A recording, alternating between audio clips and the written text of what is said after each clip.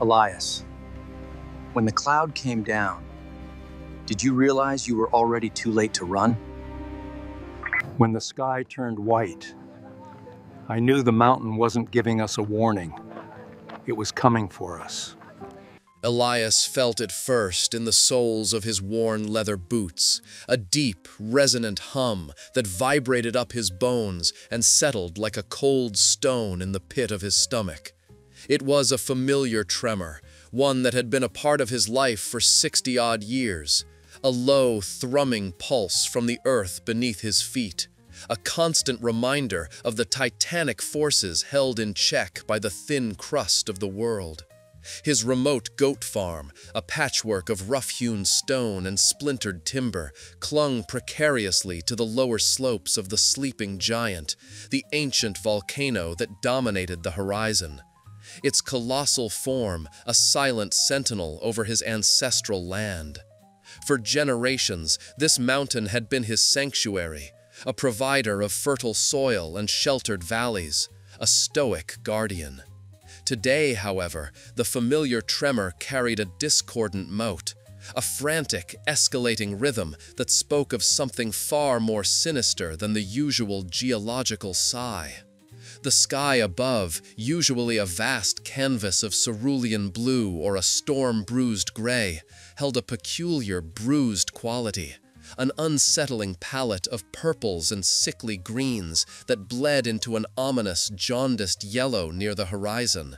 It felt heavy, suffocating, as if the very air had congealed into a viscous, unbreathable mass. A strange, coppery taste clung to the back of Elias's throat, a metallic tang that prickled his tongue and seemed to permeate the entire atmosphere. A scent that hinted at an impending, catalysmic combustion. He squinted upwards, his leathery face etched with the deep lines of sun and worry, his gaze sweeping over the mountain's jagged peak, a dark, brooding silhouette against the sickly sky. A profound unease, cold and sharp, coiled tighter in his gut with each passing second, a premonition that burrowed deeper than any rational thought.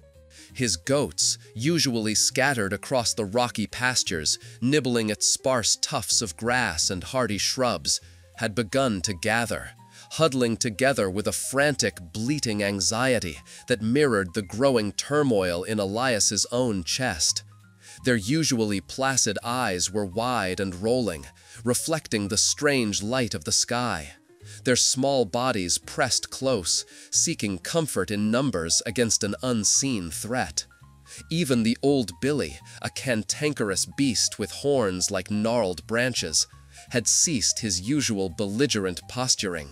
Instead, standing rigid, head bowed, an almost supplicating posture that spoke volumes of the raw animal fear gripping them all. Elias felt a pang of protectiveness, a fierce, primal surge for these creatures that were his livelihood, his companions, his family in this isolated world. The ground began to buck violently then, no longer a subtle tremor, but a jarring, bone-rattling shudder that threatened to throw Elias off his feet. He staggered, catching himself against the rough bark of an ancient olive tree, its roots dug deep into the volcanic soil. A low, guttural roar, deep and terrifying, tore through the thick metallic air, echoing from the very core of the sleeping giant's peak. It was a sound that was less an echo and more a living presence, a primeval bellow that vibrated through his chest, shaking loose decades of hardened resilience. This was not the mountain clearing its throat. This was the mountain screaming, a sound ripped from the earth's own tortured maw, a sound that spoke of an unimaginable fury finally unleashed. His mind, honed by decades of anticipating the whims of nature, raced through possibilities, discarding them one by one. Earthquake? No, this was different. This was from the mountain, not just through it. The metallic taste intensified, burning his nostrils, and a faint, acrid smell began to mingle with the coppery tang. a smell that Elias recognized from the tales of his grandfather, a smell of rock being torn apart, of ancient earth combusting. He knew, with a certainty that chilled him to the bone, what was happening. The sleeping giant was waking, and it was angry. Suddenly, with an apocalyptic violence that defied comprehension, the bruised sky ripped open directly above the volcano's summit. It was not a tear in the clouds, but a rent in the very fabric of the atmosphere, a colossal wound from which a monstrous column of fire and ash erupted.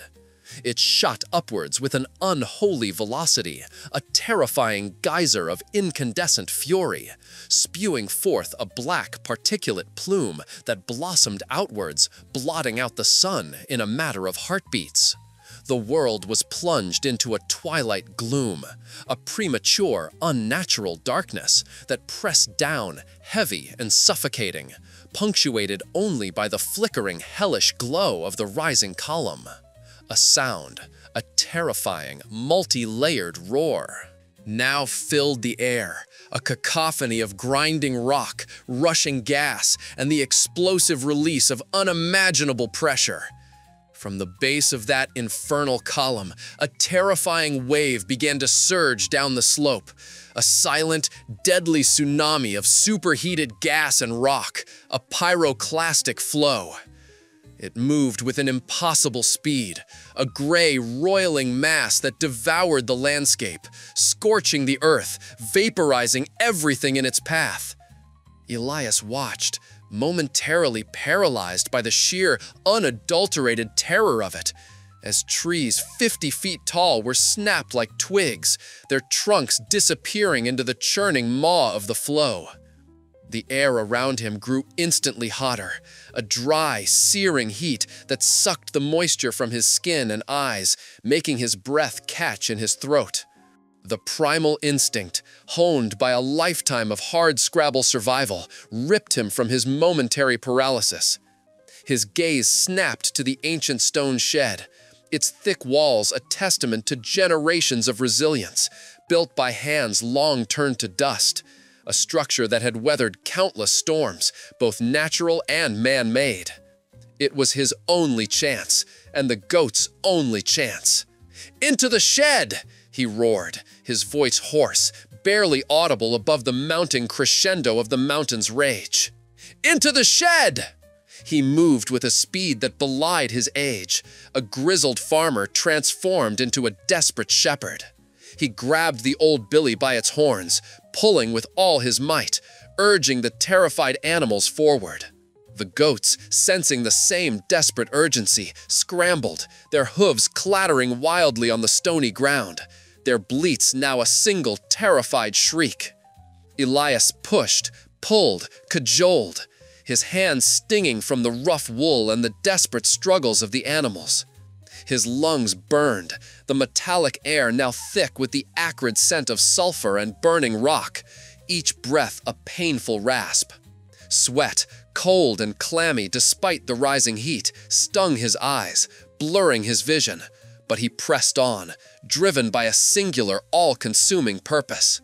He shoved the last trembling kid through the narrow doorway of the shed, its small body brushing against his leg, a fleeting touch of warmth in the face of the encroaching inferno. The heat was now intense, a physical presence that pressed in from all sides, making his skin prickle and his clothes feel suddenly too tight, too heavy. The ground underfoot was vibrating violently, a continuous, teeth-rattling shudder that threatened to collapse his very bones. He spun, grabbing the heavy wooden door, its ancient oak warped and scarred by time, a fortress against the unknown. With a grunt of effort, his muscles screaming in protest, he slammed it shut, the impact echoing dully within the confines of the stone structure, a final, desperate act of defiance against the apocalypse unfurling outside. Just as the latch clicked home, the first wave of ash, hot and abrasive, slammed into the shed. It hit with the force of a battering ram, a deafening impact that rattled the very foundations of the building, showering Elias with dust and dislodged flakes of mortar. The thick walls groaned under the assault, a low, grinding protest, threatening to rip apart the very structure that now served as their fragile haven.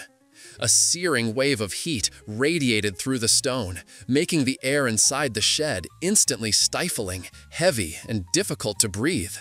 The world outside dissolved into a hellish storm of fire, rock, and choking dust, a maelstrom of destruction, the roar of the volcano a deafening symphony of absolute, annihilating fury. Elias pressed his back against the solid oak door, his chest heaving, listening to the mountain's rage, praying that the ancient stones would hold. The ancient stones of the shed, a testament to generations of resilience, groaned under an unimaginable weight. Elias, his back still pressed hard against the protesting oak door, felt the entire structure vibrate violently, a deep, resonant shudder that traveled from the soles of his worn boots up into his very bones. The thick walls around him began to weep dust, fine plumes sifting down from unseen cracks, stinging his eyes and coating the rough wool of the terrified goats huddled around his legs. A new, more insidious scent began to permeate the air, replacing the acrid tang of sulfur. The sharp, unmistakable smell of burning wood, hot and choking, mingling with the metallic, coppery taste that already clung to his palate. He shielded his head instinctively, arms wrapped tight, not just for himself, but for the quivering mass of fur and bone that pressed into him. The goats, their bleats now a continuous, frantic chorus, milled in a tight circle, their hot breath heavy against his trousers. Their small bodies trembling uncontrollably. They sensed the inevitable, the raw, crushing power of the mountain now bearing down on their fragile sanctuary. The air grew heavy, thick with the scent of pulverized rock and something else, something deeply disturbing and primal, a stench of raw earth torn asunder and ignited. Collapse! A deafening shriek tore through the air above him, a sound of stressed timber pushed beyond its limit, followed by the sickening, drawn-out groan of stone grinding against stone. It was the sound of the world tearing itself apart, piece by agonizing piece. Elias instinctively tightened his grip on his head, pressing himself deeper into the corner where the heavy door met the wall, trying to make himself, and by extension, the goats, as small as possible.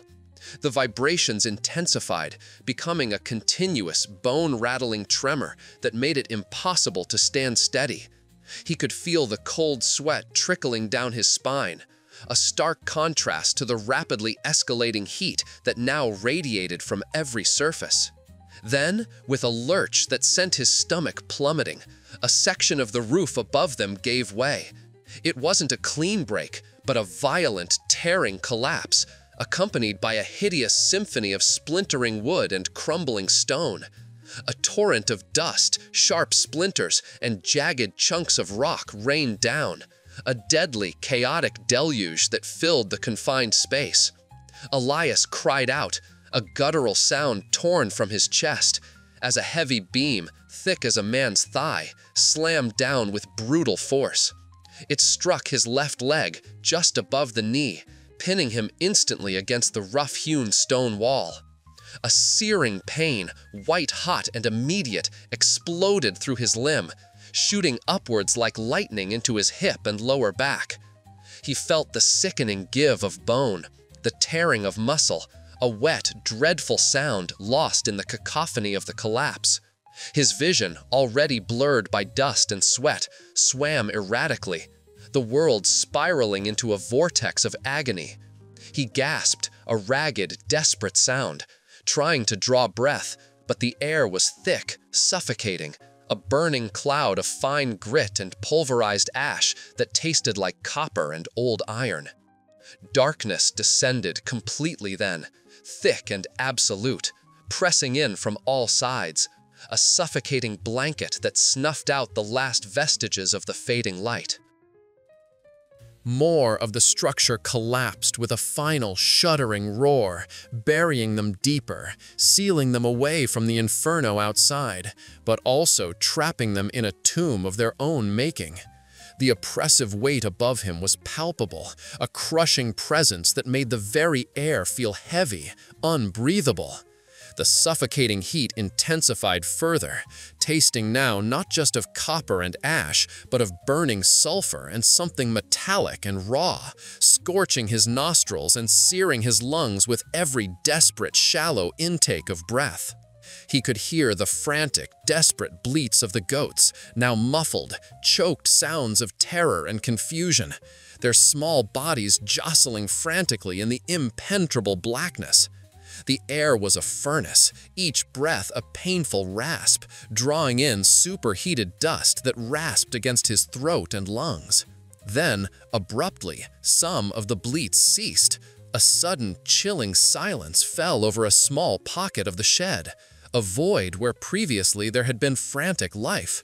Elias, despite the blinding agony in his leg, felt a fresh wave of horror wash over him, a cold dread that pierced through the fiery pain. He tried to move, to shift the impossible weight of the beam, but his leg screamed in protest, a blinding flash of pain reminding him of his utter helplessness. His mind, even through the haze of agony, began its grim assessment. He was trapped, pinned by an immovable weight, his leg likely shattered. The air was a suffocating inferno, thick with the detritus of a mountain's wrath. He was buried, deep beneath what felt like an entire mountainside of volcanic debris, the sheer tonnage pressing down on their fragile haven. Outside, the world was being scoured clean, devoured by fire and ash, making any hope of immediate rescue a cruel, impossible fantasy. The profound realization of his predicament, a chilling wave of terror washed over him, not a panicked surge, but a cold, calculating dread that settled deep in his gut. He was alone, injured, and interred alive. The ancient shed, built as a sanctuary against the world, had become his deepest tomb, its thick walls now a prison.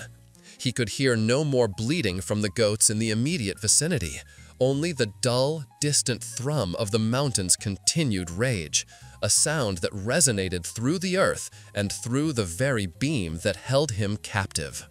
The darkness was absolute, a heavy, suffocating weight, and the silence, punctuated only by the roaring in his ears and the frantic beat of his own heart, was more terrifying than any sound.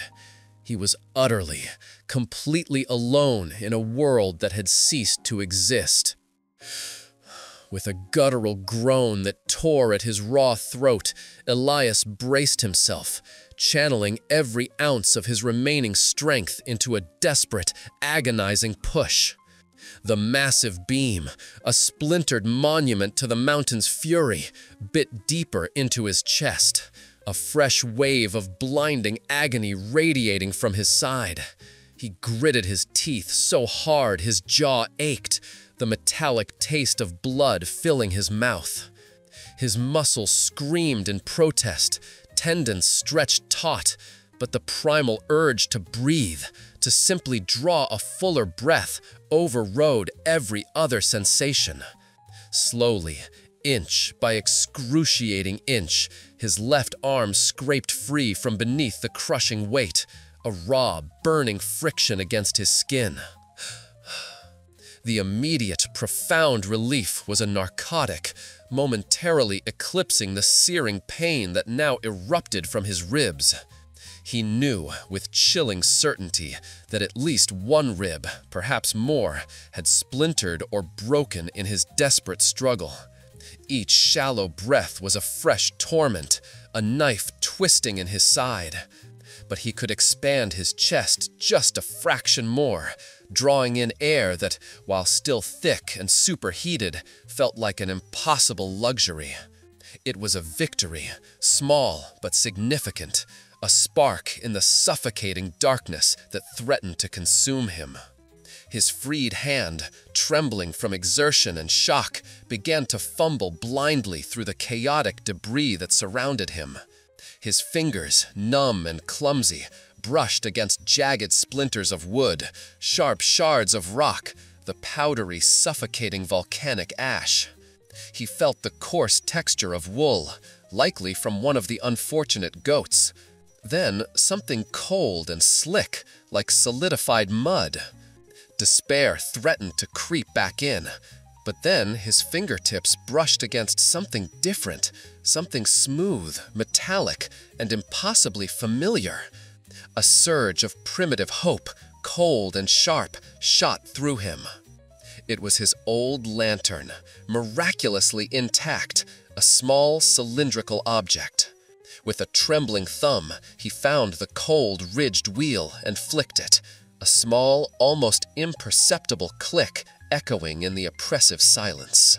A dim, struggling flicker of light, yellow and hesitant, reluctantly pushed back against the absolute darkness. It cast grotesque, dancing shadows, making the claustrophobic space seem even more alien and terrifying. The beam, still pinning his leg and pressing into his right side, looked like the gaping maw of some ancient beast. Then, almost imperceptibly, he felt it. A faint, almost ghost-like whisper of coolness against his sweat-soaked cheek, a delicate caress amidst the oppressive heat. It was so subtle, so easily missed, that he almost dismissed it as a trick of his pain-addled mind. He held his breath, straining his senses, and felt it again. A faint, almost imperceptible cool draft. A tiny, precious current of air moving against the suffocating stillness. His gaze, guided by an instinct honed by decades of survival, followed the sensation, tracing it to a narrow, jagged crack high up in the debris-choked wall. A hairline fracture in the rock and packed earth, barely wide enough for a finger. A potential lifeline. Yet, as he wrestled with a particularly stubborn shard of slate, the relentless heat became his primary tormentor, an enemy more insidious than the physical debris. The air, heavy and superheated, pressed in from all sides, tasting of copper and dust, searing his throat with every intake. Sweat stung his eyes, a sharp, acidic burn, but it evaporated instantly on his skin, leaving a raw, salty crust that chafed and tightened with every movement. His tongue felt swollen, a thick, unresponsive slab in his mouth. His lips dry and cracked, each breath a new agony against the delicate skin. The thirst was a living thing now, a clawing beast in his gut, demanding to be sated. It overshadowed the pain in his leg, the throbbing in his ribs, even the desperate need for air. Water. His mind screamed for water. A memory surfaced, clear and tantalizing amidst the haze of pain and dehydration. The large, galvanized water trough for the goats, usually kept full, just outside the shed door. He'd filled it himself only yesterday, the cool water sloshing over his hands, a forgotten luxury. It had to be here, somewhere, beneath this mountain of destruction. With renewed urgency, a desperate primal drive overriding caution, he began an agonizing crawl through the treacherous debris. Abandoning for a moment his efforts at the air crack, the lantern's weak, flickering beam danced across the grotesque landscape of destruction, illuminating shattered timbers and twisted metal, the still, silent forms of the goats. Each inch of movement was a fresh torment. He dragged himself forward, pulling with his good arm, pushing with his uninjured leg, his broken ribs a constant searing protest. Jagged edges of splintered wood tore at his clothing, scraped against his already abraded skin. The fine volcanic ash billowed with every disturbance, coating his face, filling his lungs, and further drying his already parched mouth. He coughed, a dry, hacking sound that tore at his throat, and the taste of ash and blood was a bitter reminder of his desperate state. The heat was a suffocating blanket, pressing down, stealing his strength, making his vision swim at the edges. His fingers closed around something cold and metallic, partially buried beneath a large, flat slab of broken concrete. Hope surged, a dizzying rush that almost made him cry out. He clawed at the ash, scraping it away, revealing the familiar curve of the galvanized steel. There it was, partially crushed, bent, and mangled by the immense force of the collapse.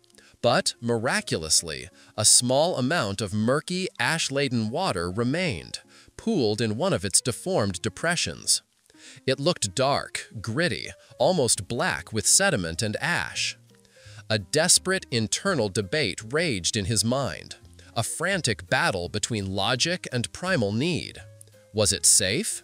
Could it be poisoned by chemicals from the destroyed structure? Or tainted by the volcanic fallout? Or worse, the decomposing bodies of the animals? The risk was immense. Poisoned water would be a swift, agonizing end. But the thirst was already a slow, agonizing death. The choice was stark, absolute, stripped of all nuance. He had no other option. His survival instinct, honed by decades of living on the edge, made the decision for him. He plunged his face into the trough, the gritty, warm water a shocking, visceral sensation against his burning skin, a sudden, wet coolness that made his entire body shudder. The scent of damp earth and metallic tang of the trough mingled with the faint, unsettling smell of volcanic residue. He drank, not caring about the grit, not caring about the unsettling warmth. The first sip was a revelation, gritty and tasting faintly of ash, but life-saving. It scraped down his parched throat, a burning path of relief. He felt it, a small, cold knot of water reaching his stomach, and the sensation was profound, almost spiritual. He drank again, gulping, heedless of any contamination, his body screaming for more. But the relief was quickly overshadowed by the chilling knowledge that it wouldn't last. The small pool of water was already significantly diminished, disturbed and swallowed by his desperate gulps. It was a fleeting reprieve, a stolen moment of comfort in the face of an impossible situation. The thirst would return, just as the heat would intensify, and the air would remain thin and choked with ash. He was still trapped, still injured, still utterly alone. And this small victory was merely a postponement of the inevitable. His eyes, now slightly less stung by sweat, surveyed the remaining water in the trough, then the endless, crushing debris, a fresh wave of despair washing over him, colder than any water could be. He pressed his face back into the trough, scraping his chin against the rough metal, trying to coax another drop from the murky depths. A futile, desperate act that yielded nothing but more grit. The taste of failure mingled with the lingering taste of ash and salvation. He could hear it, a constant, low groan from the main timber beam directly overhead, a sound that had become an unnerving soundtrack to his entombment. It was the sound of immense weight battling fragile support, a perpetual whisper of impending doom that had slowly, insidiously worn down the edges of his sanity. Then a new sound, distinct from the constant groaning, began to vibrate through the earth. It started as a low, guttural rumble, a deep tremor that he felt first in the soles of his feet, then radiating up through his bones. A chilling resonance that bypassed his ears and went straight to his primal core. It was not the cataclysmic roar of the initial eruption, not the ground tearing itself apart with explosive force, but it possessed its own terrifying, relentless power. The vibration intensified, growing from a distant murmur to a full-bodied shudder that rattled the entire buried shed with a furious, violent energy. His teeth chattered involuntarily, a desperate, uncontrolled spasm. A deafening, grinding cacophony erupted around him as the very earth seemed to convulse. Loose debris, already clinging precariously to the underside of the roof, began to dislodge, tearing free with a sharp, tearing sound. A fresh cascade of ash and heavier chunks of earth rained down from the ceiling, instantly obliterating his limited visibility. Elias instinctively threw his arms over his head, shielding his eyes and face from the onslaught, his body tensing against the impact of falling grit and small stones that pinged off his arms and shoulders.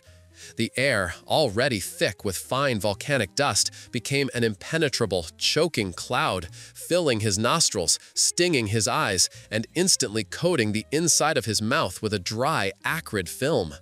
He began to cough, a deep, racking sound that tore at his throat, each gasp for air drawing more particulate matter into his burning lungs.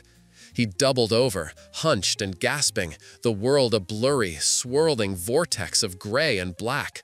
The tremor continued its relentless assault, shaking the structure with a bone-jarring violence, a primal force that seemed intent on tearing his fragile sanctuary apart. Amidst the chaos of falling debris and the suffocating dust, a new, far more ominous sound pierced through the din. A sharp, sickening crack that ripped through the air, distinct and terrifyingly close. It was the sound of wood fibers tearing, of structural integrity failing under an intolerable strain. His head snapped up, eyes watering, trying to pierce the swirling dust. The main timber beam, the one that had been groaning its slow song of defeat for days, now bore a fresh, jagged wound. A new fissure, wide and deep, had appeared across its width, a gaping maw that spoke of imminent collapse. It wasn't just a splinter, it was a mortal wound. The dust began to settle, slowly, reluctantly, revealing the new, grim reality. His eyes, burning and red, darted to the small air vent he had painstakingly cleared, the opening that had offered a whisper of fresh air, a tenuous connection to the world above. His heart sank, a cold, leaden weight in his chest. The vent was no longer a clear portal. A fresh mound of compacted ash and small stones had been dislodged by the tremor, partially blocking the opening he had fought so hard to create. The life-giving draft, already weak, was now diminished further, barely a ghost of a whisper against his face. He was caught in a terrifying paradox. His desperate attempts to signal, to reach out to the world beyond, might also be the very action that brought the mountain down upon his head, sealing him in this deepest tomb forever.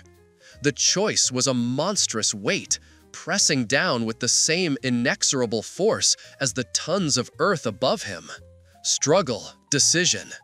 The suffocating atmosphere pressed in on Elias, a physical weight on his chest, each shallow breath a labor.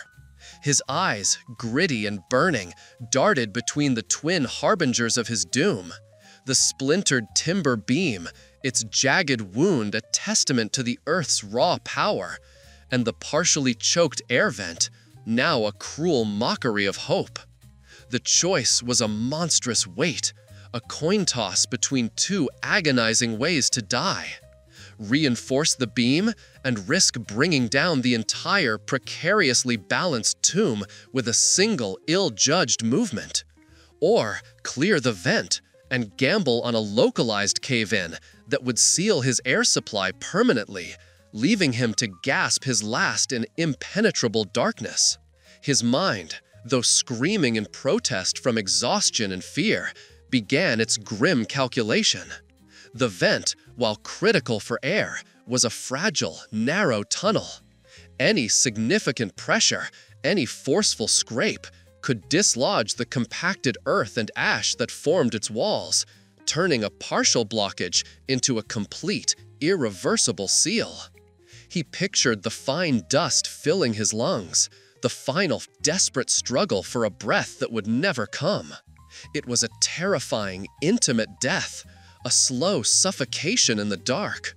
But the timber beam, that was the very spine of his fragile shelter. If it failed, the entire structure would shear apart, crushing him in an instant beneath tons of rock and soil. It would be swift, brutal, and absolute. There was no recovery from that. The immediate threat, the one that resonated most deeply with his primal survival instinct, was the structural integrity of his sanctuary. He needed time to breathe, time to think, time to perhaps, miraculously, find another way out. But as the shed collapsed, all time would cease. The air, though thick and hot, was still air. The vent was diminished, but not yet completely sealed. The beam, however, was a ticking clock.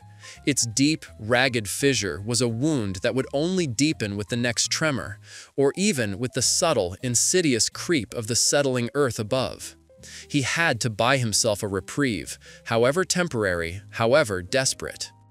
A low, guttural grunt escaped his lips, a sound of grim resolve. Reinforce the beam. It was the greater risk, the more immediate potential for catastrophic failure, but it offered the possibility of staving off the ultimate catastrophe.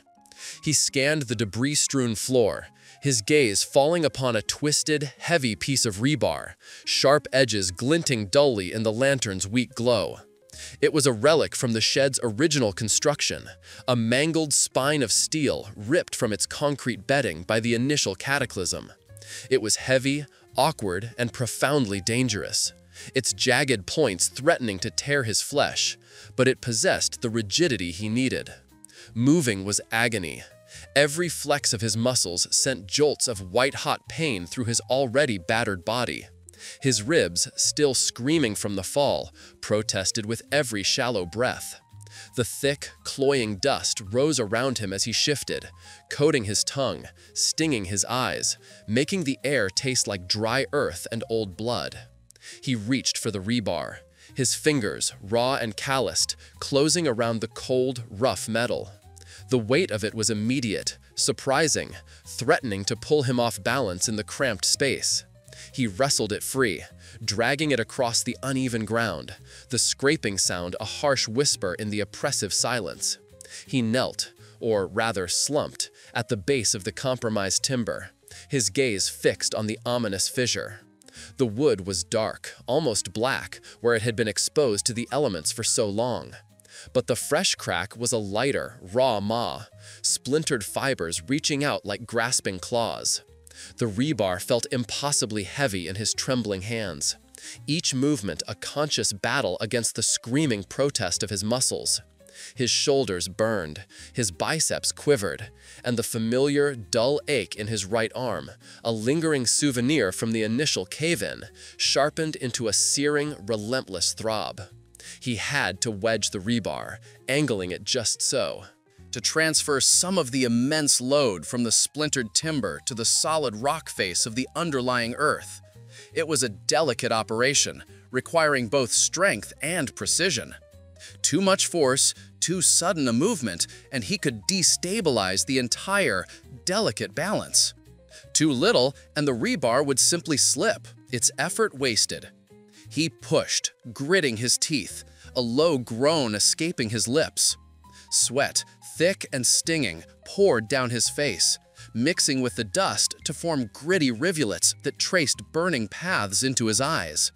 He blinked, tears of pain and exertion blurring his vision, but he dared not stop. The rebar scraped against the rough stone, a grating sound that seemed to echo in the confined space, a sound that made his teeth ache. He adjusted his grip, his raw fingers slipping on the slick metal, the jagged edges digging into his palms. A fresh wave of agony shot through his right arm as he strained, a sickening pop echoing deep within the joint. He bit back a cry, a metallic taste flooding his mouth. The pain was immediate, intense, a white-hot spear driven through his elbow and radiating down to his fingertips. He felt something give, a tearing sensation deep within the muscle, a new, profound ache settling into his bones. His arm, already weakened, now felt like a dead weight, a throbbing, useless appendage, yet he could not release the rebar. "No," he gasped, the word a raw whisper torn from his throat. He pushed harder, fueled by a surge of desperate, animalistic defiance. The rebar, inch by agonizing inch, moved into position. He braced it against a larger, more stable rock that had fallen earlier, a dark, angular mass partially embedded in the compacted earth. He leveraged his entire body, pushing with his legs, his good arm, ignoring the screaming agony in his right. His chest heaved, his lungs burning, starved for oxygen in the thick, superheated air. He could feel the fine grit of the ash coating his teeth, the taste of sulfur and something else now, something sharp and metallic, a premonition of nausea. Then, with a final, desperate surge, he forced it. The rebar settled with a low, grating thud, wedged firmly against the stone, its angled bulk now pressing against the underside of the compromised timber beam. It wasn't perfect, not a permanent solution, but it was something.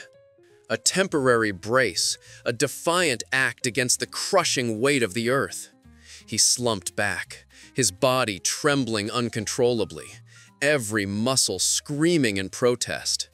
His right arm hung limp, throbbing relentlessly, a deep, pervasive ache permeating his bones, a constant, sharp reminder of the price he had just paid. The metallic tang of blood filled his mouth, a testament to the savagery of his effort.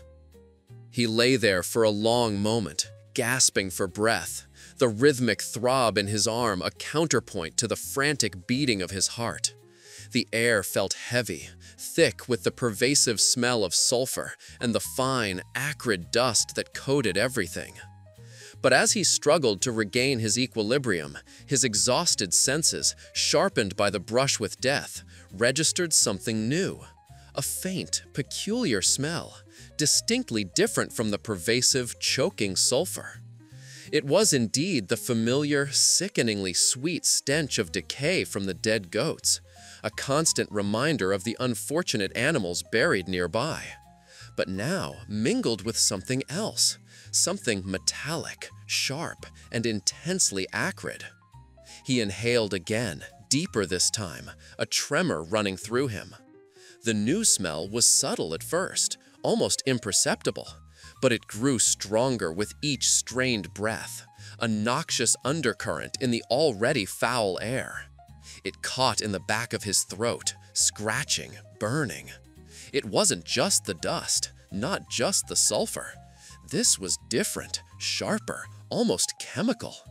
A grim realization dawned on him, cold and horrifying, cutting through the haze of pain and exhaustion. The ash that blanketed his tomb, the ash that radiated such oppressive heat, wasn't merely hot. It was reacting with something. The metallic, acrid scent, so distinct, so unsettling, was the unmistakable signature of toxic gases, slowly but inexorably being released into his already suffocating, rapidly dwindling air supply. His tomb wasn't just collapsing, it was actively poisoning him. The metallic, acrid scent, subtle moments ago, now asserted itself with a terrifying authority. It was no longer a background note, but a dominant, suffocating presence, clinging to the back of Elias's throat like a physical residue. Each shallow, desperate breath he pulled into his burning lungs only seemed to drag more of the noxious vapor deeper, a corrosive tide washing over his already raw membranes. It scratched and burned, a sensation far more aggressive than the fine ash or the persistent sulfur, tasting like rust and battery acid on his tongue. He tried to swallow, but his throat felt constricted, dry, and every muscle in his neck seemed to clench in a desperate, futile attempt to reject the invading air. A dull, persistent throb began to bloom behind his eyes, a familiar precursor to deeper torment. It was a slow, insidious ache, starting as a barely perceptible pressure, then steadily escalating, pushing outwards against his skull. The pain radiated from his temples, a tight band of discomfort that seemed to press down on his very thoughts, making them feel heavy and sluggish. His vision, already blurred by sweat and exhaustion, began to waver at the edges, the dim, dust-choked light of his headlamp distorting into halos around the rough textures of the earth and rock. He squinted, trying to sharpen his focus, but the effort only intensified the pressure in his head, making his eyes water uncontrollably. A growing nausea churned in his stomach, a cold, clenching sensation that made him gag on the coppery taste in his mouth. It wasn't the simple hunger or exhaustion nausea he had grown accustomed to. This was a deep, unsettling roil, as if his internal organs were recoiling from something profoundly wrong. His body felt heavy, his limbs thick and unresponsive. The intense throbbing in his right arm, a constant companion, now seemed to merge with a more generalized, pervasive ache throughout his entire frame. His thoughts, once sharp and analytical, felt disconnected, like fragments of a shattered mirror, each concept struggling to link to the next. He knew he needed to think, to plan, but the very act of cognition felt like wading through thick mud. This was not simply exhaustion or dehydration. The symptoms were too specific, too rapidly progressing. A cold, hard knot of dread tightened in his gut as a grim recognition began to cut through the haze of pain and fatigue. He knew these signs. His training, honed over years in unforgiving environments, screamed the diagnosis: gas poisoning, likely sulfur dioxide. Given the volcanic nature of the collapse, or perhaps hydrogen sulfide, the insidious rotten egg killer often found in such geological disturbances. These were silent assassins, odorless or deceptively mild at first, then rapidly overwhelming the body's defenses. The air he had fought so desperately for, the very breath he had struggled to draw into his lungs, his precious, dwindling lifeline, was slowly turning against him. It wasn't just suffocating him, it was actively poisoning him from the inside out, cell by agonizing cell. Every inhalation was a deeper dose, every beat of his heart circulating the toxins further through his system. The irony was a cruel twist of the knife, a betrayal by the very element he needed most to survive. He had envisioned a battle against crushing earth, against starvation, against thirst, but never against the air itself, against the invisible, insidious enemy that now filled his lungs. His mental clarity began to wane, replaced by a creeping confusion that felt like a fog settling over his consciousness. He struggled to recall the exact properties of sulfur dioxide, the precise thresholds for hydrogen sulfide, the emergency protocols for gas exposure he had drilled into his memory. The information was there, somewhere, buried beneath layers of throbbing pain and mounting disorientation.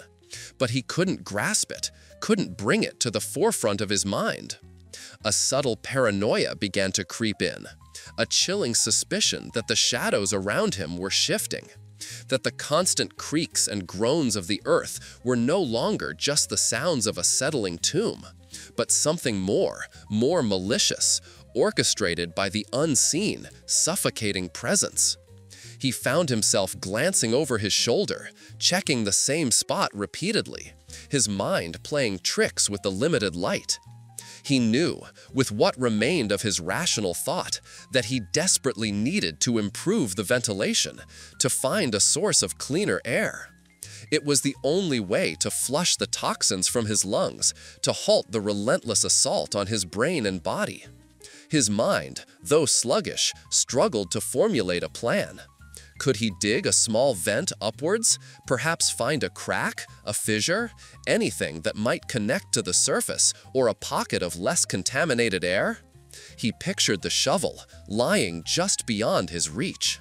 Its metal glinting faintly in the weak light. The thought of its weight in his hand, the rhythmic scrape against the ash and rock, was both a promise of salvation and a terrifying harbinger of doom. Every calculated movement, every desperate attempt to dig, risked further collapse of his fragile, ash-choked sanctuary. He had just spent precious energy shoring up a timber, a temporary reprieve. To start digging again, especially in a focused, directional manner, would inevitably loosen more earth, destabilize the already precarious balance of the overburdened ceiling. The fine, pervasive hash, dry and powdery, was both a blessing and a curse. It filled every void, preventing immediate collapse, but also offered no structural integrity. One wrong scrape, one misplaced shove, and his temporary tomb could become a permanent one, burying him beneath tons of scorching debris. The fear of being instantly crushed warred with the agonizing certainty of being slowly poisoned. Which death was he choosing to hasten? He closed his eyes, a wave of dizziness washing over him, making the confined space feel like it was spinning around him. The metallic taste in his mouth intensified, and a trickle of sweat, now cold despite the oppressive heat, ran down his spine. He could feel his heart hammering against his ribs, a frantic, irregular rhythm that echoed the growing panic in his chest. His good arm, the left one, twitched involuntarily, a primal urge to claw at the earth, to find an escape, any escape, from the invisible chokehold tightening around him. But the injured right arm hung limp, a dead weight, a constant, sharp reminder of his diminishing capacity for physical exertion, a grotesque trophy of his last, desperate act of defiance. A series of weak, hacking coughs broke through the heavy silence, drawing his gaze towards the huddled forms of the surviving goats. They lay in a pathetic heap, their usually vibrant coats dulled by ash, their eyes glazed and unfocused.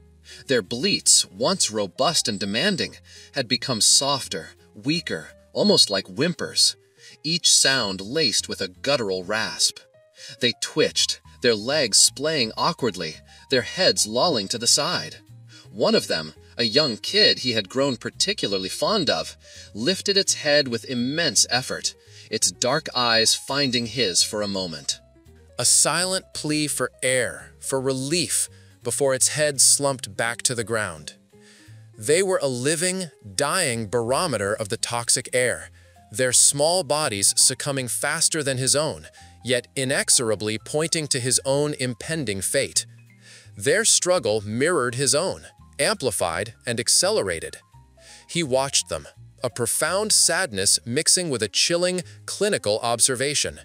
Their breathing was labored, their movements uncoordinated, their suffering a direct, horrifying reflection of the poison saturating their shared space. If they were fading so quickly, how much time did he have? The question, unanswered, hung heavy in the acrid air, a terrifying countdown ticking silently in the poisoned darkness. He knew he had to act, and soon, before the fog in his mind become an impenetrable wall, before the paralysis of indecision become the paralysis of death. The air in the tunnel had thickened into a viscous, burning fluid, each breath a corrosive act that scraped at Elias's throat and lungs. It was no longer merely hot, it was an entity, pressing in from all sides, leaching the moisture from his skin and the strength from his bones. Sweat, acrid and stinging, streamed into his eyes, blurring the already dim light of his headlamp, making the world ripple and distort. His muscles, long past exhaustion, screamed with a constant, low thrum of agony, a dull echo of the pickaxe strikes that seemed to land with less force, less conviction each time. He moved in a sluggish, dreamlike rhythm, the pickaxe an unbearable weight, the shovel a clumsy extension of his failing will. The ash, a fine, insidious powder that coated everything, resisted his efforts with a perverse, unyielding tenacity. It was not just dirt he was moving, it was the very essence of futility, a dense, hot blanket that settled back into the void almost as quickly as he cleared it. The taste in his mouth was a constant metallic tang of copper, mingled with the dry, choking dust of the volcanic ash, a grim cocktail that seemed to coat his very soul. Pause. Hallucinations start. Visions. Then, the faces began to emerge from the swirling motes of dust in the beam of his light. First, a fleeting glimpse of her, Sarah, her smile, gentle and knowing. A phantom warmth that brushed against the searing heat of the tunnel. He saw her eyes, brimming with a love that had once been the sun around which his entire world revolved, now just a cruel flicker in the oppressive darkness. He tried to reach out, his hand passing through the shimmering image, leaving only the gritty reality of the tunnel wall. Memories. The smile faded, replaced by the echo of laughter. Not hers, but his own, from a time so distant it felt like another lifetime. He saw himself, a boy, chasing a worn leather ball across a sun-drenched field, the grass cool beneath his bare feet, the scent of fresh-cut hay in the air. The joy was so pure, so untainted by the bitterness of the present, that a sob caught in his throat, a sharp, painful contrast to the dry, burning ache within. He remembered the feeling of boundless energy, of a future stretching out, limitless and bright. A future that had since been systematically dismantled by the relentless march of loss and despair. Regrets.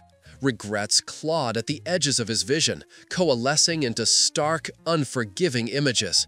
The unsaid words, the opportunities squandered, the chances taken for granted. He saw his father's stern, disappointed face, a moment of youthful defiance replayed with searing clarity. He saw Sarah again, but this time her expression was not gentle. It was etched with a quiet sorrow, a reflection of the dreams they had built together, now reduced to ash and rubble.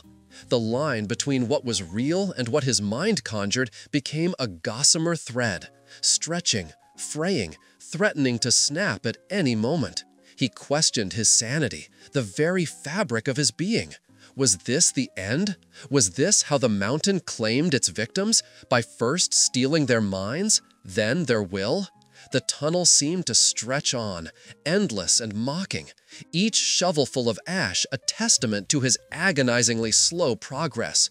He was digging a tomb, not a passage, a monument to his own futile struggle against an insurmountable force. The air grew heavier, thicker, pressing down on him, and a profound weariness settled into his bones, a weight far greater than the tools in his hands. A sudden, dizzying wave washed over him, stealing the last vestiges of his strength. The pickaxe slipped from his grasp, clattering against the rocky floor with a sound that seemed impossibly loud in the suffocating silence. His legs buckled without warning, sending him sprawling forward, his face hitting the cool, gritty ash with a soft thud. The impact, though minor, resonated through his skull, sending a shower of distorted stars across his vision. He lay there, limbs splayed, the harsh light of his headlamp illuminating only a small circle of the relentless gray. His body, too heavy, too broken to move. The taste of copper and ash was overwhelming now, coating his tongue, filling his nostrils. It was the taste of his own failure, the metallic tang of fear and blood in his mouth.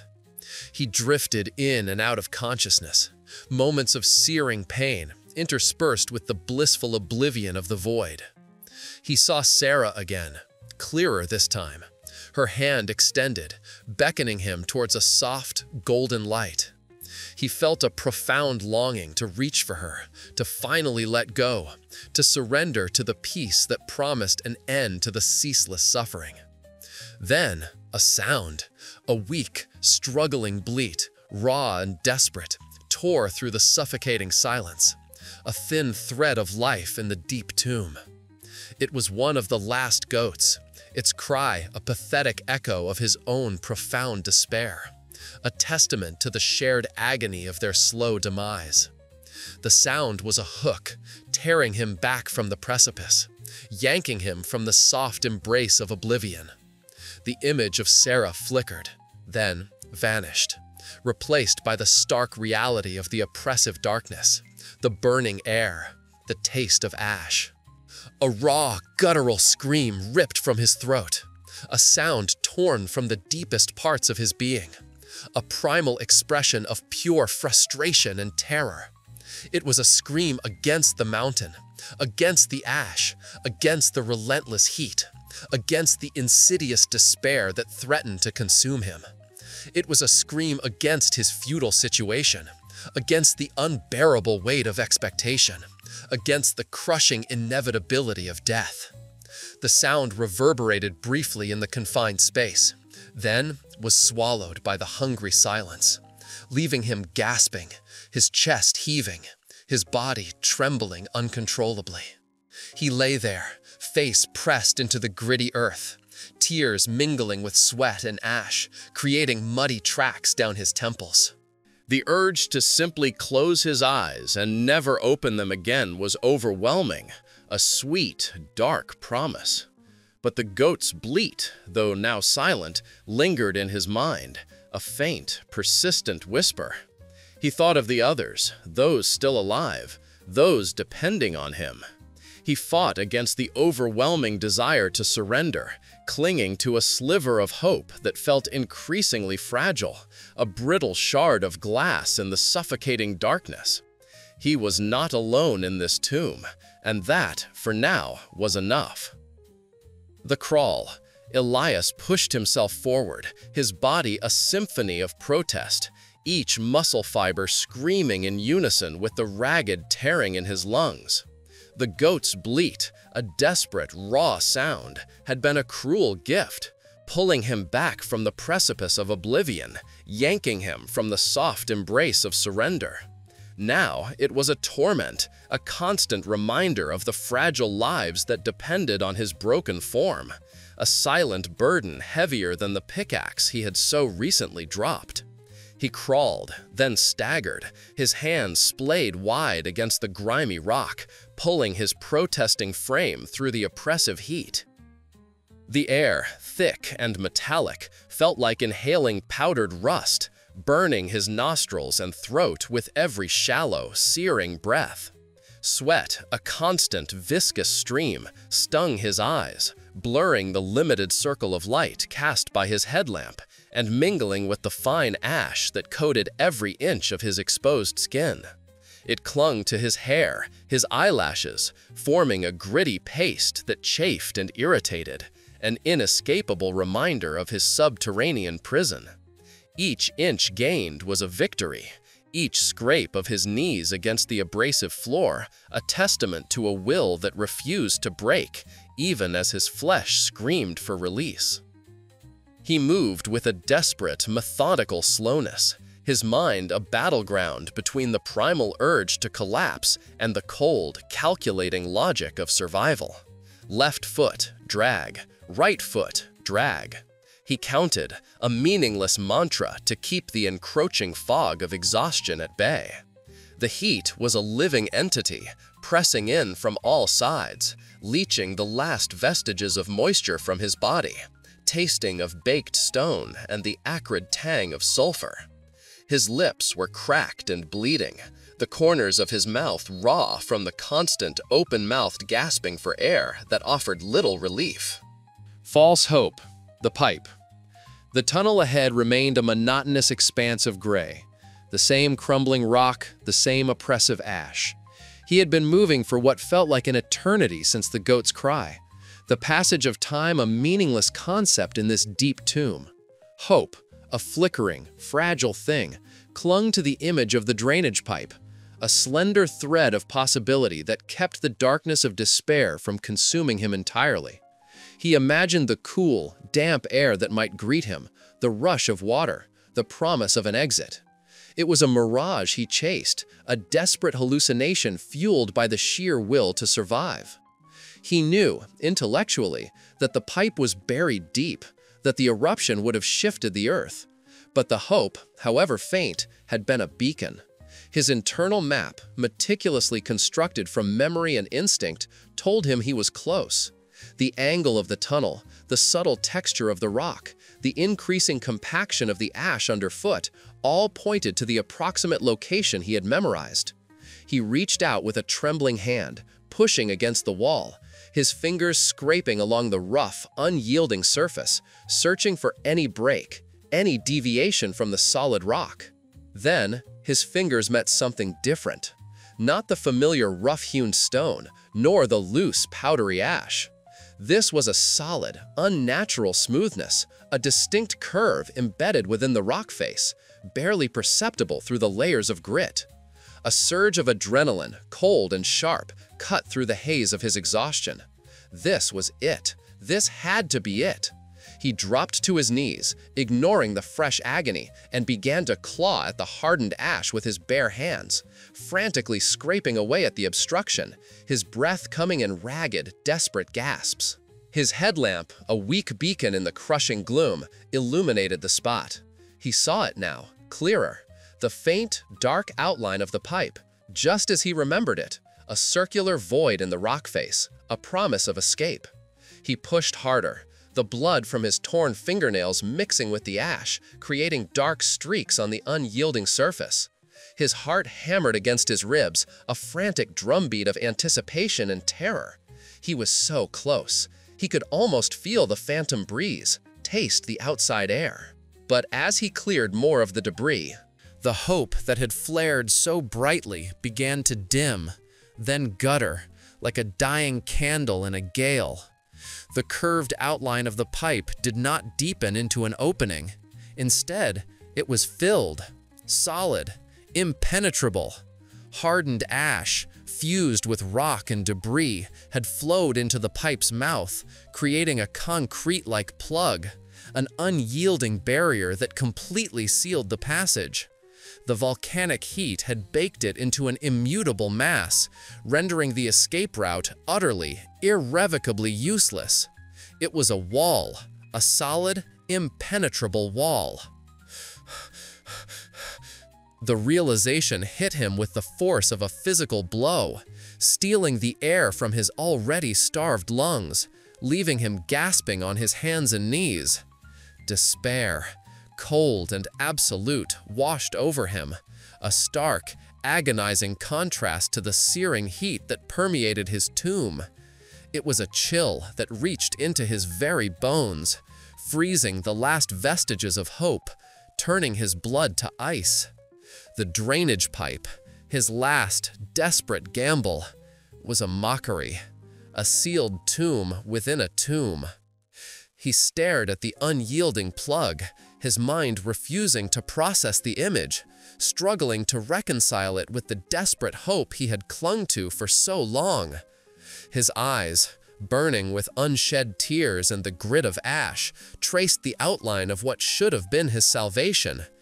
It was a cruel, final blow, delivered by the indifferent hand of the mountain. All that effort, all that pain, all that suffering, for this? For a sealed door? A raw, inarticulate sound, part moan, part sob, escaped his lips. He picked up his makeshift tool, a jagged piece of rock he had been using to scrape the ash, and brought it down against the fused wall. A desperate, futile act of defiance. The impact vibrated through his arm, sending a jarring pain through his shoulder. But the wall yielded nothing. It was like striking solid concrete, unmoving, uncaring, absorbing the meager force of his blow without so much as a tremor. He struck again and again, a frantic, rhythmic battering against the unyielding barrier. Each impact sent a fresh wave of agony through his already battered hands, the bones screaming in protest, the skin tearing. But he barely registered it. His vision blurred, the edges of his headlamp's beam dancing erratically as exhaustion and despair threatened to consume him whole. The futility of his efforts crushed him. A suffocating weight that pressed down on his chest, making it impossible to breathe.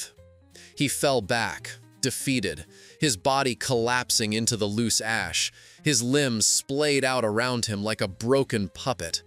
The pain in his hands, now throbbing with a dull, incessant ache, was a minor irritation compared to the gaping wound in his soul. His mind raced, oxygen-deprived, and struggling to process this final, cruel blow. Was there another way? Could there possibly be another way? The question echoed in the suffocating silence, a desperate whisper from the depths of his despair.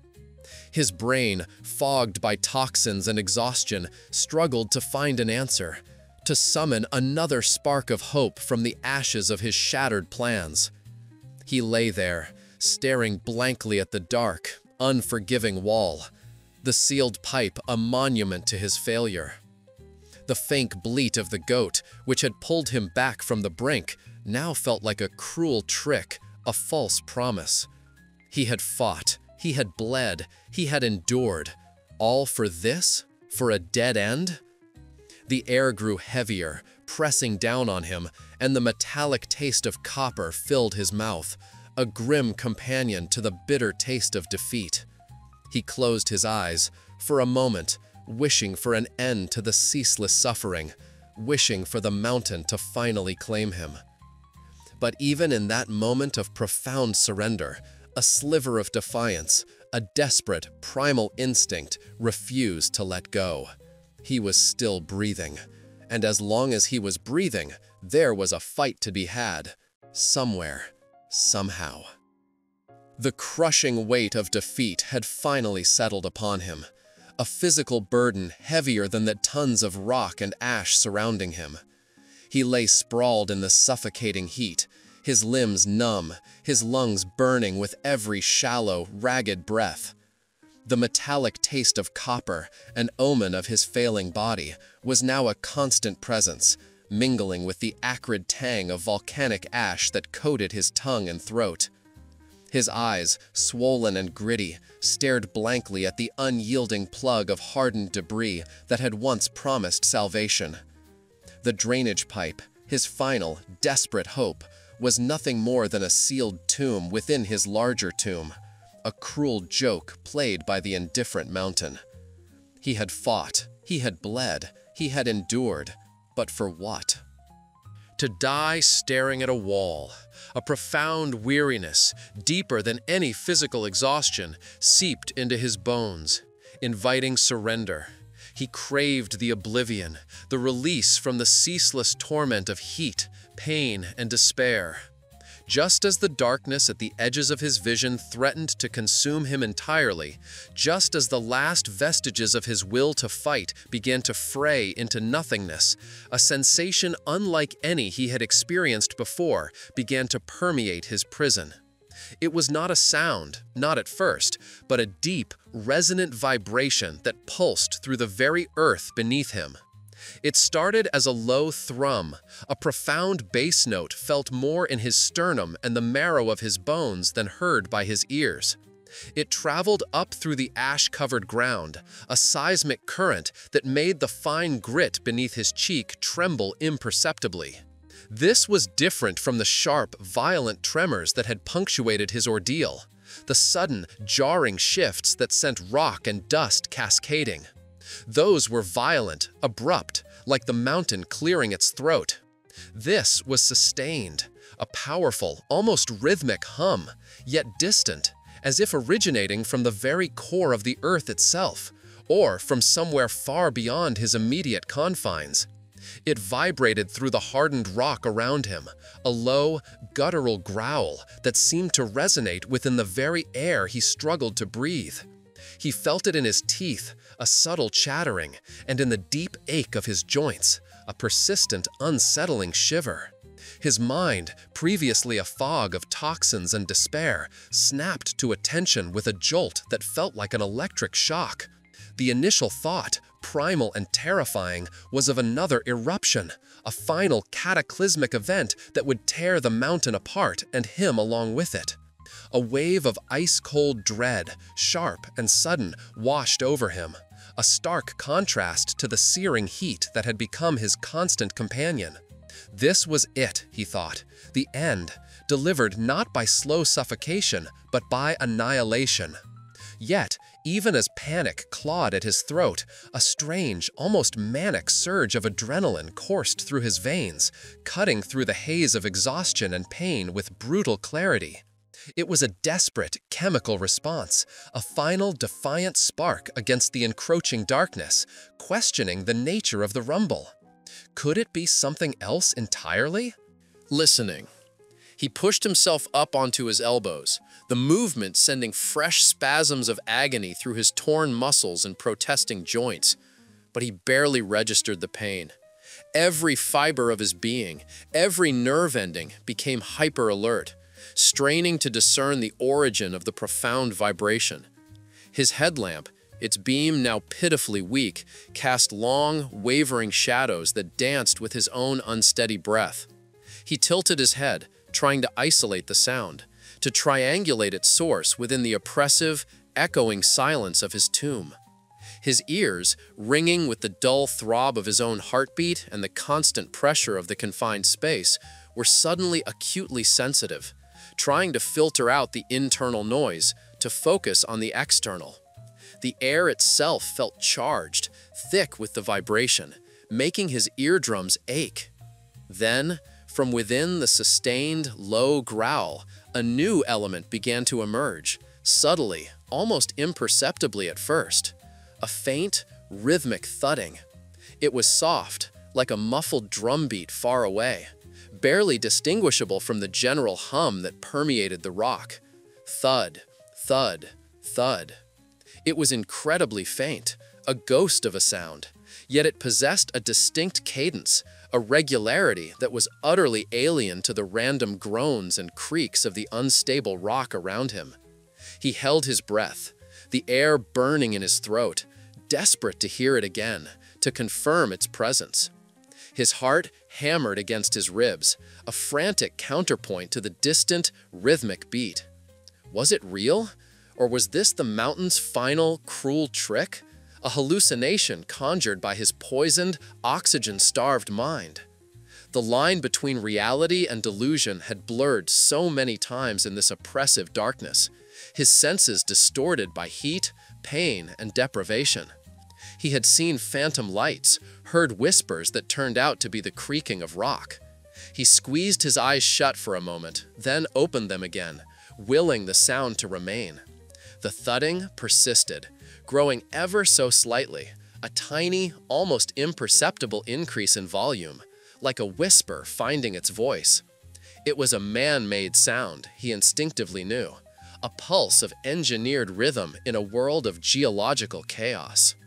A raw, primal scream of hope, wordless and guttural, fought its way up his throat, mingling with the metallic taste of his own desperation.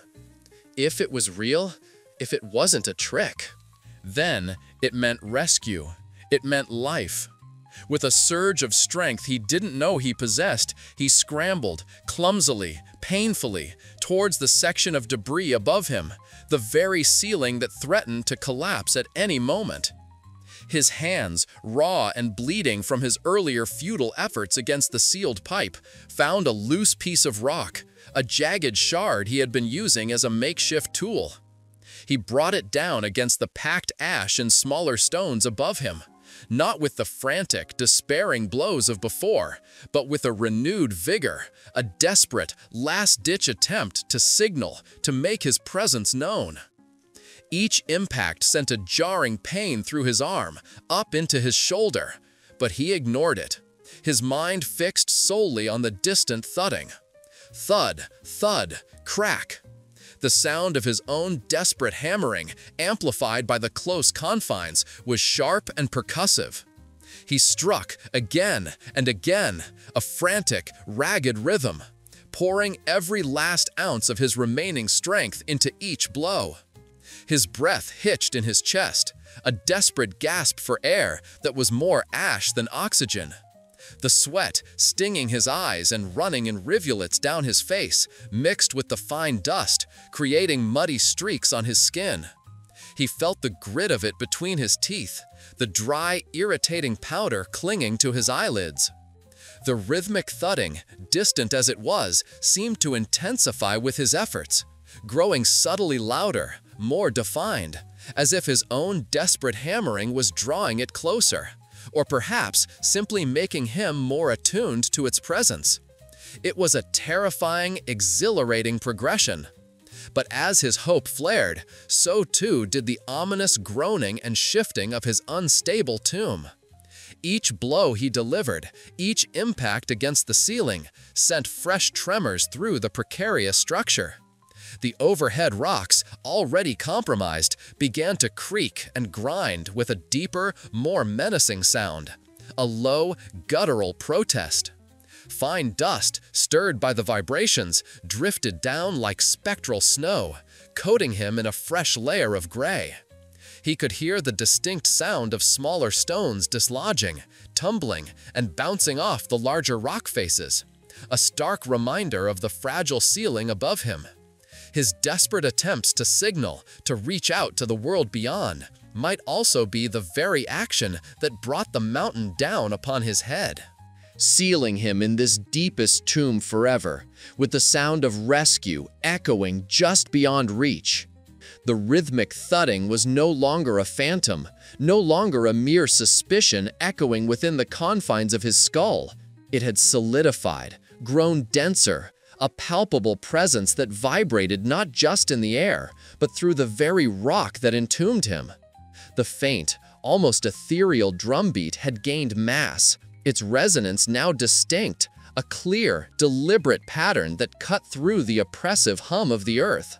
It was a mechanical sound, heavy and purposeful, the undeniable pulse of engineered power originating from the world above. Each thud was a hammer blow against the silence, a testament to a force that was alien to the geological groans and creaks he had become so intimately familiar with. He could feel it in his teeth, a dull ache in his jaw, and a tremor that coursed up through his spine, making his exhausted muscles twitch. This was no hallucination, no dying trick of the mind. This was real. His earlier, desperate hammering against the rock, his futile attempts to signal, had been answered not by silence, but by this growing, insistent rhythm. It was the unmistakable sound of heavy equipment on the surface, its grinding gears and powerful engines now a tangible presence, no longer a distant whisper. A surge of hope, sharp and agonizing, pierced through the thick veil of his despair, tearing at the edges of his carefully constructed resignation. It was a cruel hope, a double-edged sword, for it illuminated the path to salvation, while simultaneously highlighting the terrifying possibility of its ultimate denial. This mechanical cadence was a beacon in the suffocating darkness, a promise of light and air, but it was a promise whispered from a world entirely unaware of his buried, suffocating existence. His mind, sharpened by the sudden influx of adrenaline, raced through the possibilities. It could be rescue, their drills finally nearing his position, the heavy, earth-moving equipment clearing away the tons of ash and rock that separated him from the sky. Or it could be the pit crew, simply moving rock in another section of the mine, entirely oblivious to the trapped man beneath their behemoth machines. The thought was a searing brand, a new layer of torment added to his already fractured psyche. To be so close. To hear the sound of life, only for it to pass him by. A mere coincidence was a fate almost worse than the slow, inevitable suffocation he had been steeling himself for. Yet, the possibility, however slim, was a potent drug, flooding his system with a renewed, desperate energy that defied the screaming protests of his broken body. Driven by this newfound, agonizing hope, he pressed himself against the ash-hardened wall, his headlamp, its beam now a pitiful, flickering ember, sweeping across the rough, unyielding surface. His eyes, burning with unshed tears and gritty with dust, strained against the gloom, searching for any weakness, any sign of a path forward. His gaze traced the contours of the compacted volcanic material, a grim, gray tomb wall, that had seemed utterly impenetrable just moments before. He moved with a clumsy urgency, his body a symphony of pain, each shift sending fresh spasms through his ribs and legs, but he barely registered them.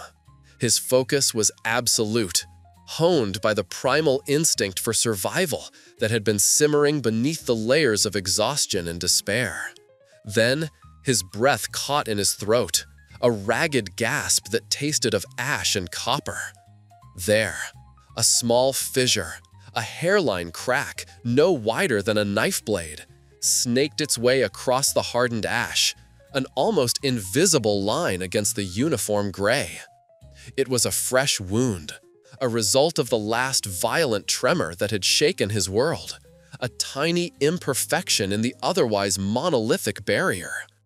It was barely noticeable, a subtle disruption in the continuity of the rock, but in the flickering light of his dying lamp, it glowed with the stark promise of possibility. It was a weakness, a tiny chink in the armor of his prison, and his mind seized upon it with the ferocity of a starving predator.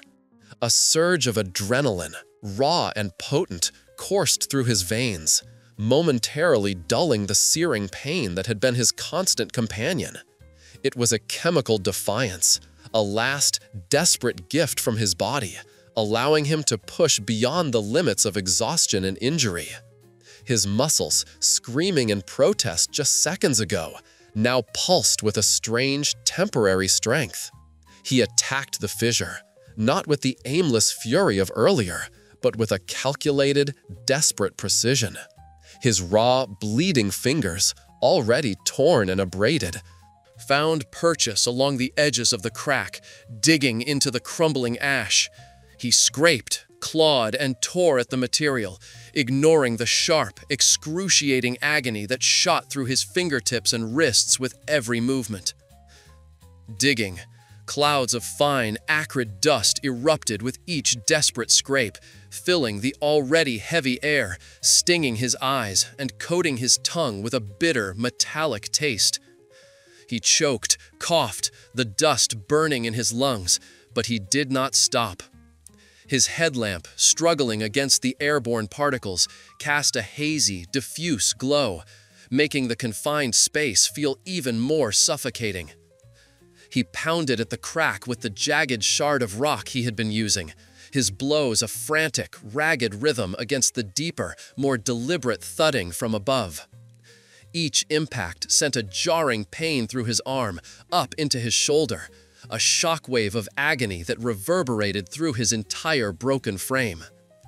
He felt the grit of the ash between his teeth, the dry, irritating powder clinging to his eyelids and nostrils, making every breath a struggle.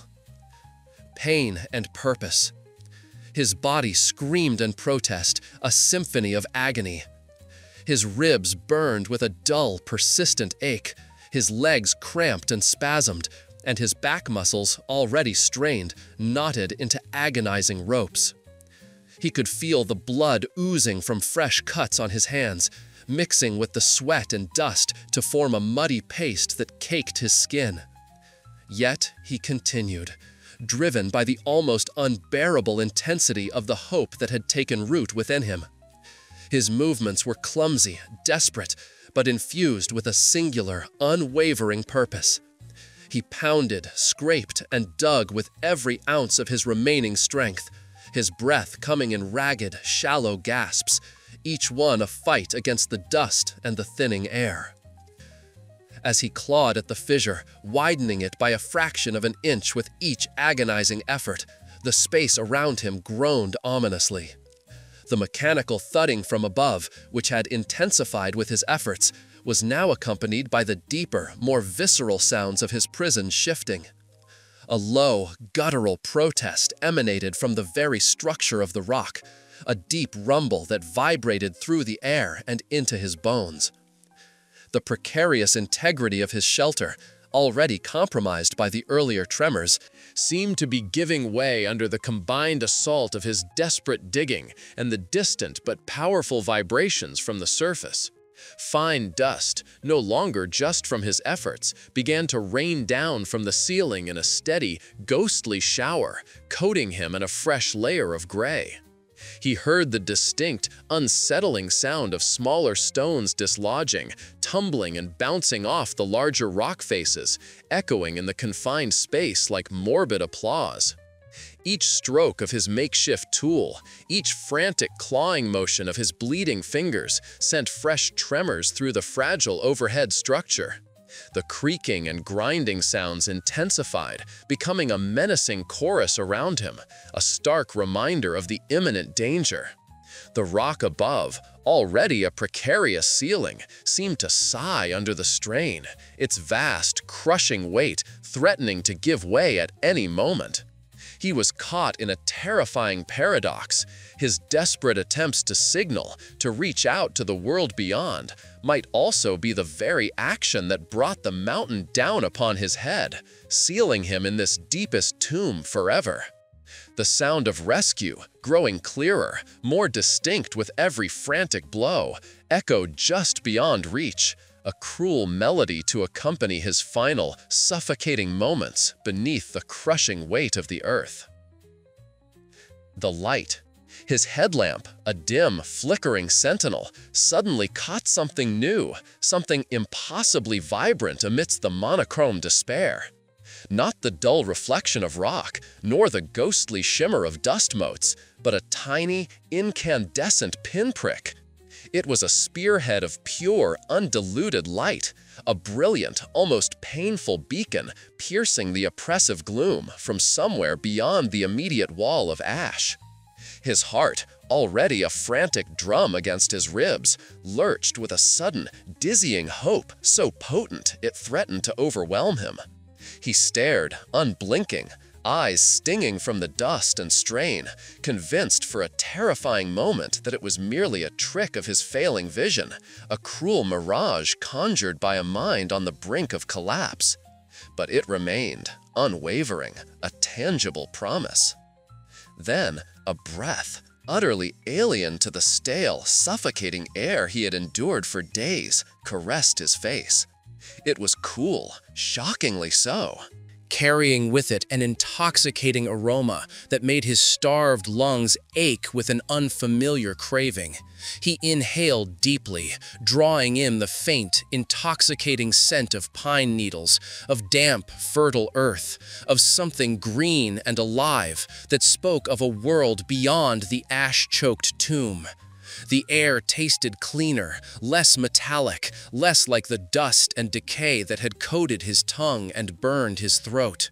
It was the taste of freedom, a profound sensory shock that instantly recalibrated his entire being, pulling him from the brink of delirium with the raw, undeniable proof of an outside world.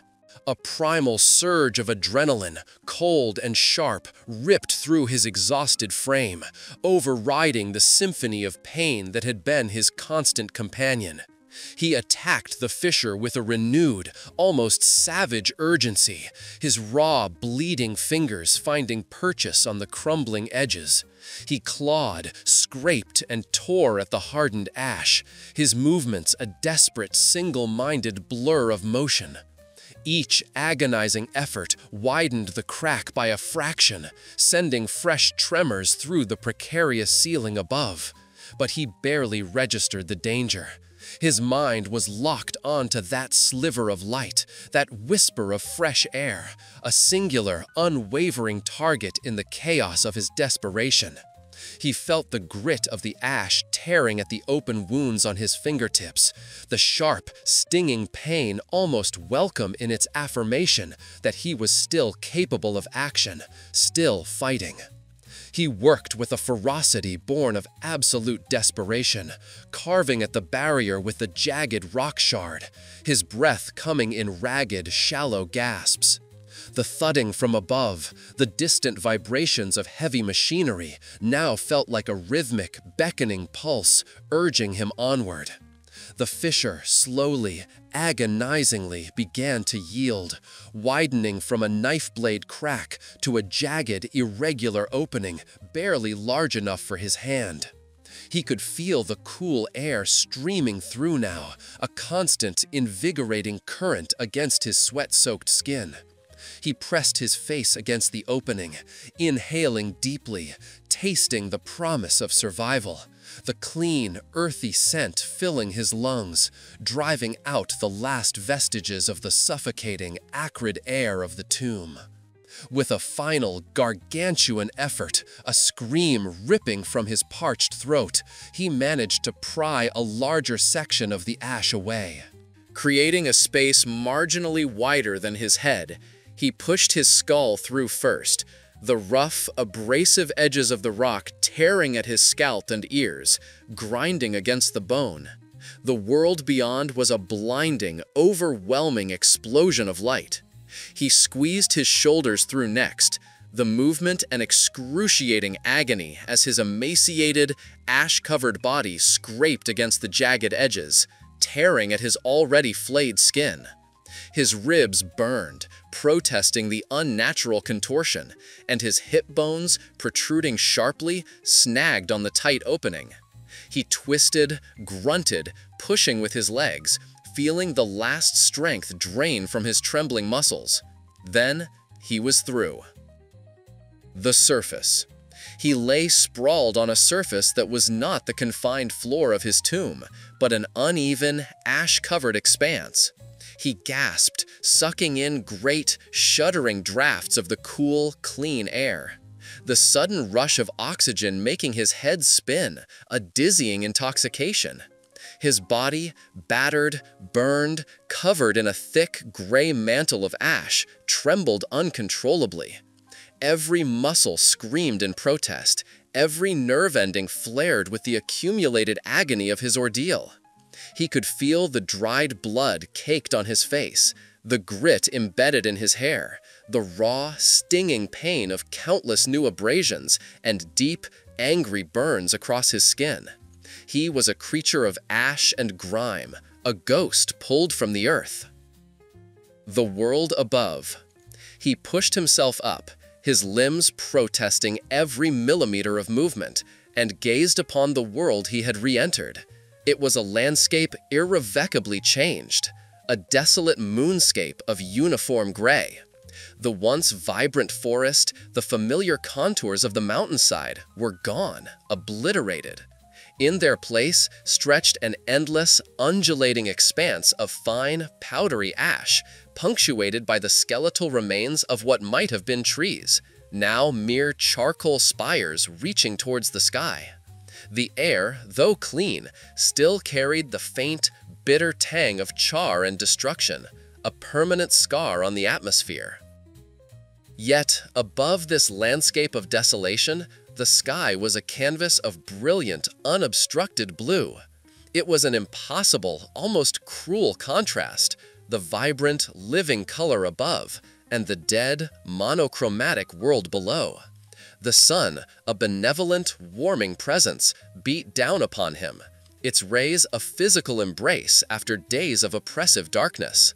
He squinted, his eyes unaccustomed to such unfiltered light, tears stinging them even as he tried to take in the impossible breadth of the horizon, the vastness of the open sky, the sheer, unconstrained space above him was a profound shock after the claustrophobic confines of his prison. In the distance, barely discernible against the gray expanse, he saw movement. Heavy machinery, excavators, bulldozers, their massive forms silhouetted against the sky, moving slowly, deliberately, like prehistoric beasts. And amidst them, tiny, ant-like figures, rescue workers. They moved with a spectral quality, their bright orange and yellow vests stark against the ash, their voices carrying faintly on the wind, a distant, almost ethereal murmur. They were phantoms, yet undeniably real, tangible proof that his struggle had not been in vain, that the world had not forgotten him. An overwhelming wave of relief, so potent it stole the very breath from his lungs, washed over him. It began as a tremor deep within his chest, expanding rapidly, encompassing his entire being until his legs gave way beneath him. He collapsed, not in defeat, but in a profound surrender to the impossible joy of being found. A guttural sob, raw and ragged, tore from his throat, not of sorrow, but of an unimaginable release. The sheer, crushing weight of the fear, the thirst, the darkness, the isolation, the ceaseless agony of uncertainty lifted from his shoulders in that instant, leaving him lightheaded, almost weightless. But the relief was fleeting, quickly followed by the crushing weight of what he had endured. As the adrenaline began to recede, the full, uncompromising tally of his ordeal began to assert itself. Every ache, every raw wound, every burn, every tremor in his exhausted muscles flared with renewed intensity. The taste of ash and copper in his mouth, the stinging in his eyes, the deep, rattling cough in his lungs, they were physical reminders of the tomb that had almost claimed him. The profound silence of the ash-covered landscape, broken only by the distant hum of machinery, seemed to amplify the silence within him, the silence of a world he had almost left behind, the echoes of his own desperate solitude. He was alive, pulled from the deepest tomb, a testament to an indomitable will and a primal, unyielding instinct for survival. But the physical and psychological scars, etched deeply into his flesh and soul, would forever mark him. The raw, open wounds on his hands, the deep burns marring his skin, the persistent ache in his bones, these were merely the visible manifestations. Beneath them lay the invisible scars, the haunting memories of suffocating darkness, the gnawing hunger, the thirst that had brought him to the brink of madness, the constant whisper of death. He was alive, yes, but the man who emerged from that fissure was not the same man who had been swallowed by the earth. He was forever changed, forged anew in the crucible of absolute survival, carrying the indelible imprints of the deepest tomb within him.